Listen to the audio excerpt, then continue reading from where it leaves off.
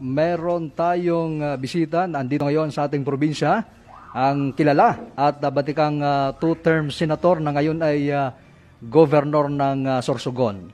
Sa Bicol Region po yan, mga kababayan. Noong siya ay senador, mga kababayan, na ipasa ang Universal Health Care Act at libreng matrikula naman sa state universities and colleges at exemption ng minimum wage earners sa pagbayad ng buwis kay Cheese Escudero, sigurado.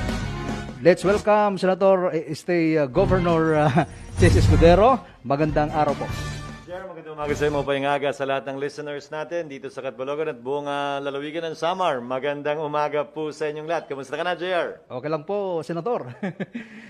Una po, belated Happy Valentine's at belated din na Happy 7th wedding anniversary po sa inyo ni Ma'am Hart. Maraming salamat. Actually, birthday din ni Hart nung February 14, kaya nga Hart o Love Marie ang pangalan niya.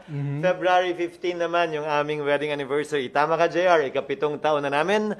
At masaya naman. Looking forward to a lifetime. Yes po, Senator Chis, talagang pinakilig ninyo yung mga fans po ninyo sa mga sweet messages and photos sa Instagram.